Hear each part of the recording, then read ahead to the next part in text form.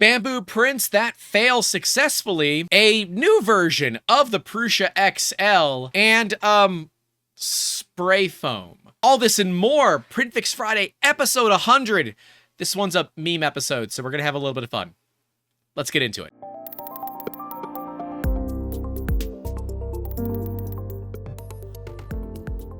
Hey guys, welcome back to the channel, and welcome to episode 100 of Print Fix Friday. Traditionally, for some of the big number episodes, we like to do a joke episode every now and then, and that is what you're going to see today.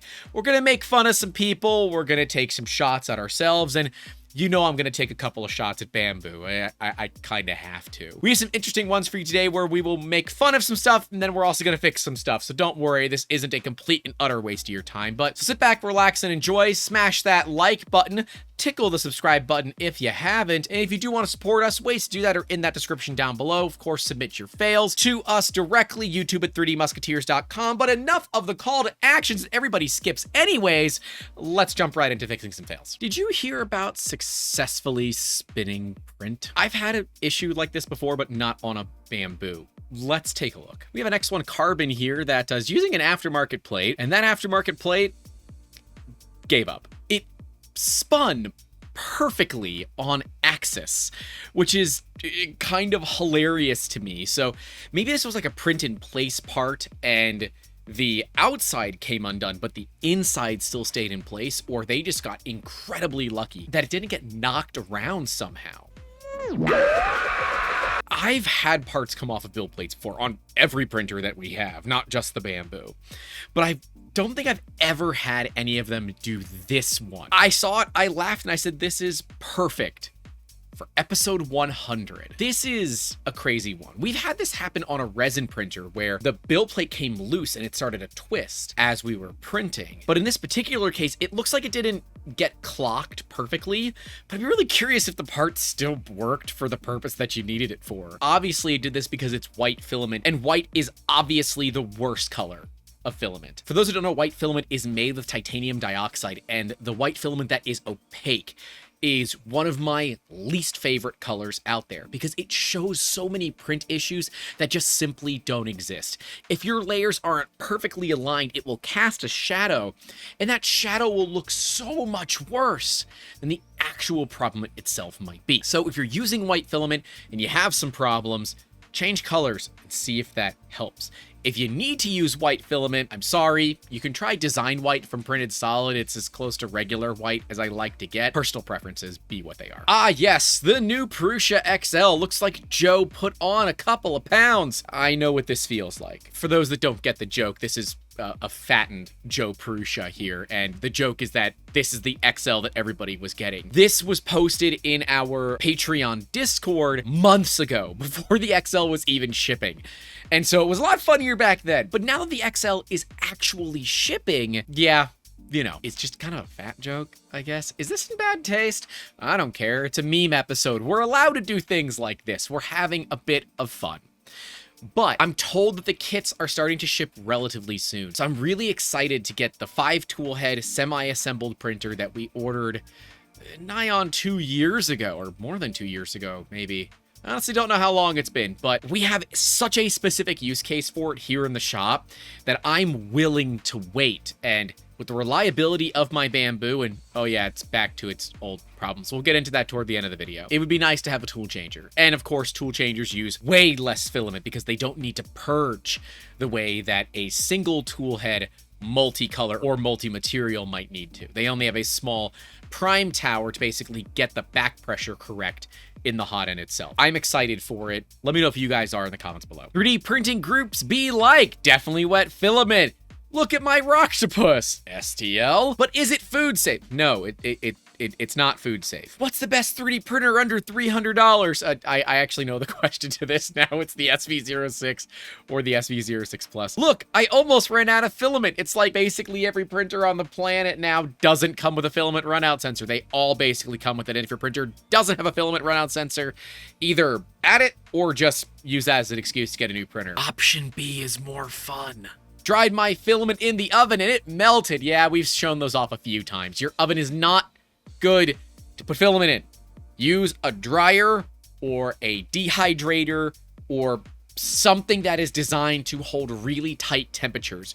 Your oven for your house, not one of those. And what's wrong with my 3D printer and giving 0 settings whatsoever? We've talked about this before. We need a little bit of help, and just some generic crappy photo does not help me out at all. We need more than just a, hey, what's wrong with my printer? And if you do want to get help, you can email me directly, youtube@3dmusketeers.com, or if you want help live, you can join our Patreon Discord, which is available through Patreon, PayPal, or YouTube channel members. Links, of course, are in that description down below. You're probably wondering how I got here.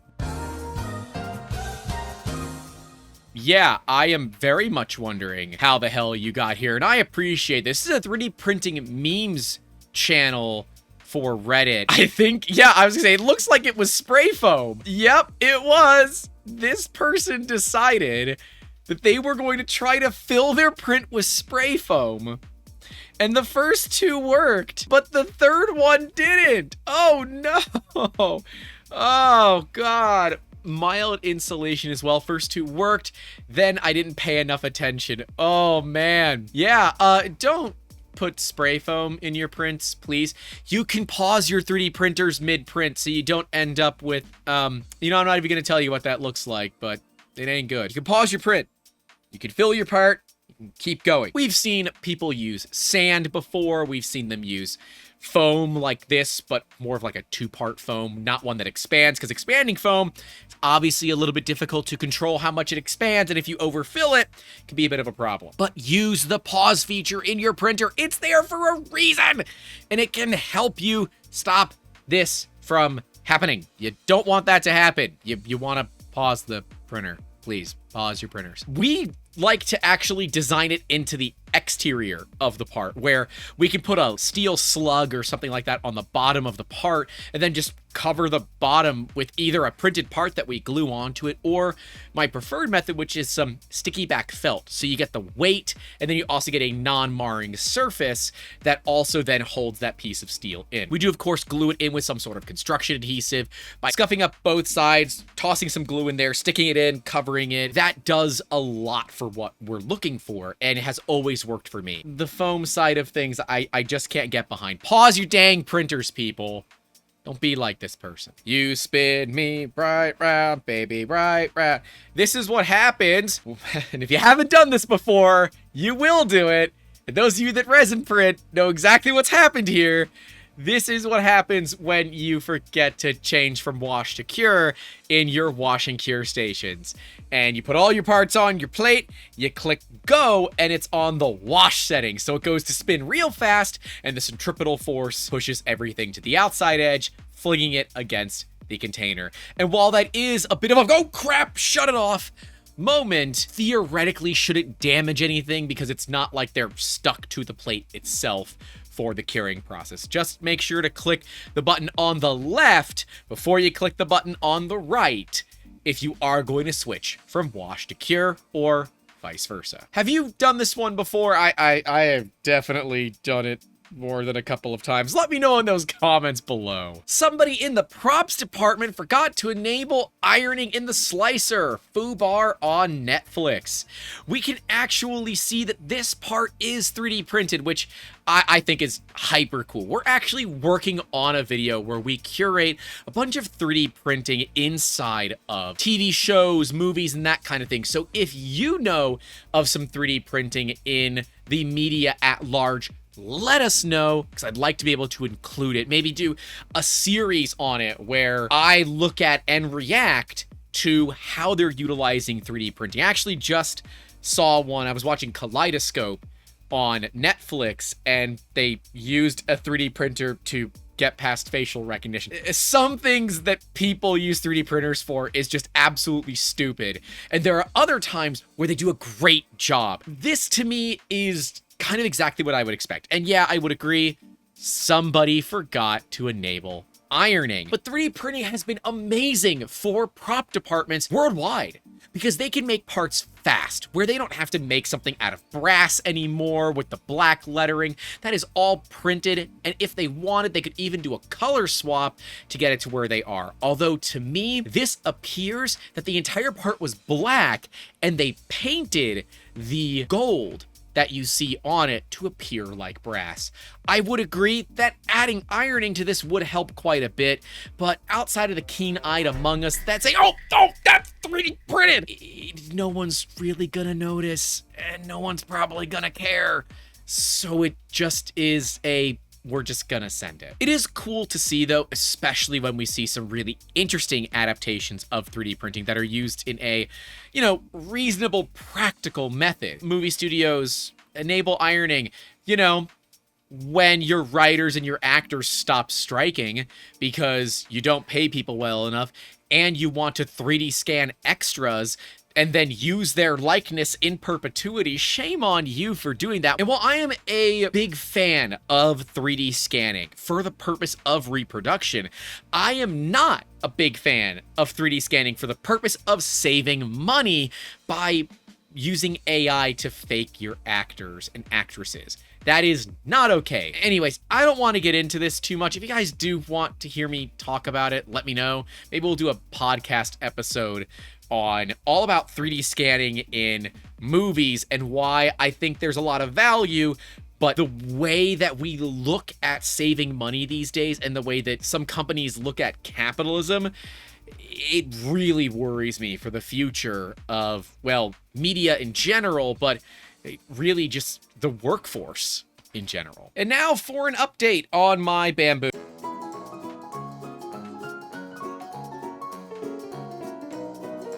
I'd like to say it's been running fine the whole time and you've all been duped. No, it's screwing up again, and I don't know why. I'm running out of things to try on this machine. I don't know what I'm doing wrong. I am following all the directions. I'm even trying out G-code from other Bambu users that say this G-code works perfectly fine, and mine just simply doesn't work. On one print yesterday, it had almost 24 individual failures, and every one of them were AMS overload issues, where for some reason it is not pulling filament, and I don't know why. The filament was clean. It was about a quarter of the roll left, so about 250 grams on the spool. It was not wound or knotted up somehow. It was exactly what I would look at that would feed fine in any of our other printers. But that AMS is really freaking picky, and it's upsetting. Someone talked about adding more Bowden tube length inside of the printer, so I'm going to be trying that next. But I've been dealing with some issues printing CF-PET-G because the CF-PET-G profile for Bambu is so bad. Like, it is really, really bad. That particular AMS slot that was giving me some issues is now running the CF-PET-G. We'll see if we can smooth her out a little bit. I just don't know where the extra friction is being caused to overload the AMS feeder, but the AMS feeder is just a DC motor. Just give it more current and send it. It's fine. But no, I have to deal with failed prints, getting pissed off, and taking time that I don't have to work on this machine when they're just supposed to freaking work. Honestly, it's so frustrating. And for those of you out there that are dealing with Bambu failures, I feel for you. One of our fans, her name is Lisa, has been going through absolute hell and back with Bambu, where her printer was delivered to their facility and just left outside of their facility in Austin, Texas for multiple days. And then Bambu was taking the same condescending, rude tone that they took with me with her. And I hate it. I hate that people either have great experiences or they have bad experiences. The ones that have bad experiences get emotionally abused and gaslit by the ones that have a good experience. Can we just all actively agree not to be dicks to each other, please? Stop being rude to each other. I don't care what team of printer that you're on. We're here to help each other. Not be dicks. Honestly. Anyways, this is not a this is a meme episode. I should be making jokes. But the real joke is Bambu Labs customer support. It's a freaking joke. And it's upsetting. Anyways, moving on to the next one before I keep getting all pissed. Is this warping or something else? No, that is Patrick. No, this is Patrick. No, it's a 3D printer. It is warping, and it is doing that because you don't have enough of a contact patch. We can see the outline of the part, and we can see that it doesn't go all the way to here. So this is the skirt line around the part. You might say, Grant, what's the difference between a brim and a skirt? A brim is attached to the part, and a skirt isn't. A brim, like the brim on your hat, is attached to the hat, and a skirt flows around you. There you go. That's how you can remember it.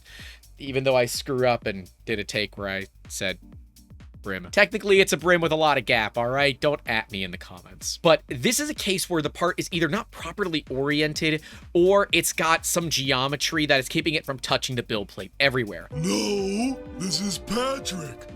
This area right there should be supported, and it is simply not, and that kind of sucks. This is a common thing when the part that is being printed is not oriented correctly, or it was just simply not designed properly. So yeah, it is a 3D printer. It is an Ender 3D printer from what I can tell, and this is technically warping, but it is because the part itself is not being printed either in the correct orientation, with the correct settings, or a combination of the two, or of course, bad design. Way to fix this: look at reorienting the part, look at redesigning the part, or look at adding support material and hoping that the printer can add some support material under that. Honestly though, it ain't bad, all things considered. I would definitely say that's better than I would expect from a Ender. No, this is Patrick. But we can see that none of these is right. Oh, and the person actually did figure it out. That the slicer was rotated a little bit on the y-axis there, so that was the cause, thanks to the quick response. So, there you go. I'm at a loss. Was printing perfectly fine, and the very next print started song this. While it's printing the really bad side, it sounds like the nozzle is rubbing on the print. I've leveled and re-leveled the bed probably 5 times now with no change. Also having issues with stringing now as well. At a loss for what to do next. This was on my Ender 3 S1 Sonic Pad. I run Airy 1, Filament, PLA 205, and 60. So this is an Ender running Clipper, and that Ender is a little sad. We can see that we've got a fair bit of stringing, and then one side of the print looks pretty good, and the other side doesn't. I mean, look at the juxtaposition between the two. This is okay. This is not. Oh no.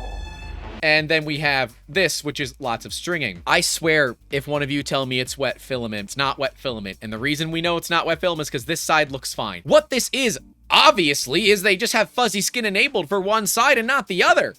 Come on, you know you can do that in any slicer. You can't easily do that in slicers. It's not fuzzy skin, although it looks... This is dead on for what fuzzy skin tends to look like. And if you don't have your printer cooling adequately, that might be a thing.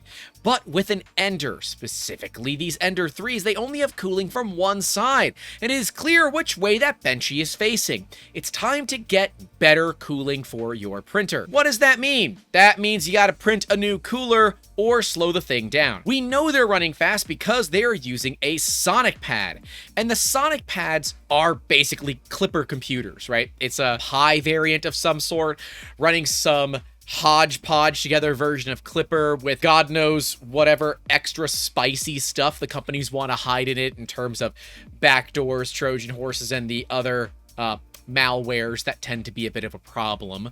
But I'm not going to point fingers at that evidence just yet now, am I? Nonetheless, the clipperized side of it means you must go with better cooling. And honestly, if you're running fast, you got to up your temperatures as well. Bambu Lab owners know this, and anyone that runs a fast printer knows this as well. You can't run PLA at 205 degrees when you're running 250 millimeters a second. You need to turn your temps up because you need to heat that filament more to get past the fact that your heater cannot keep up with the flow rate that you're running. And while you can cap the flow rate inside of the slicer itself, it is often not enough to heat the inside of the filament. It'll get the outside edge there, but the inside doesn't get all the way up to temperature. That's why printers that are designed to print faster often have longer heat blocks to get more of that heat into the filament as it is racing past to get printed out at damn near lightning speed. So what does that mean for this one? You just gotta look at better cooling, or you gotta slow the darn thing down. Literally a desk fan pointed in the other direction could solve most of what you're dealing with here. It's a little jank, but if it's jank and it works, is it really actually jank? I would argue, no, it is not actually jank. Further, you can look at aftermarket cooling solutions. There are tons of them for the enders. Don't be afraid to try them out, but generally a 50-15 blower is the best place to start. They have decent static pressure, but they are really known for pushing a lot of volume. And that's the big deal when you are looking at stuff like this. When you're running fast, you need lots of air. It's why a lot of these high-speed Core XY printers also run auxiliary part cooling fans that cool over top of the build plate to cool down the part as it is being printed, because on tool head cooling is not always enough to get the job done. So, you know, when in doubt, only fans. I mean, when in doubt, add more fans. But yeah, guys, that is it for MemeFixFriday. I know it's a little bit weird, but we like to do these on some of the big occasions. And episode 100, it seems like we just have to do it. Thank you all for watching. Don't forget to support us on the social media platforms, and keep an eye out because I am finally installing a better air conditioner in my garage, and we are looking to put insulation in there as well, which means more live streams coming soon. You all know how this goes. Stay safe out there. Don't forget to call your loved ones. And as always, leave a like, subscribe, and keep making awesome. Have a good one. Hey, Grant here. I know you just saw Grant and you're gonna see Grant here in just a second as well. But I wanted to thank all of you for making PrintFixFriday possible. This was episode 100, and I never thought that we would get here, but this is 100 weeks of doing a print failure fixing video series that was somewhat inspired by Thomas Sandladerer and his 3D Senpai episodes that he does like once a quarter or so. And I said, I want to do these more often because I want to help people try to fail less and enjoy 3D printing more often. And while some of these, of course, are joke episodes where we poke a little bit of fun at people, we have a little bit of fun ourselves, I think it's really good to look back and say, we've likely helped out a lot of people. So if I have helped you, I'd love to know in those comments, because I'll tell you, content creation is rough. Some of the hate stuff that we get here, like the hate comments and all that, really just knocks the wind out of your sail. But it's when we know that we help people with things like PrintFixFriday, it does kind of reinvigorate my passion for this industry. So those of you that aren't absolute jerks in the comments, thanks. Although now I think that's just going to give people more reasons to make fun of me. Oh well. Anyways, I'm going to pet the cat's belly now. Wish me luck. Oh, we got a little bit. Oh, and there it is. Yep. Okay. Oh, you're on my watch. Oh no, you got me. Hey, thanks so much for watching this video. And a massive thank you goes out to all of our channel supporters whose names are listed right next to me at the $5 tier and higher. Right below me, you will see the previous 99 episodes that we have for PrintFixFriday, because I got 99 other episodes and this is episode 100. Right next to that will be our talk about some of the issues with Anker Make's privacy policy, especially with their brand new printer release, the M5C. Something you might want to take a look at. I'll see you all down in those comments and in the next one. Take care.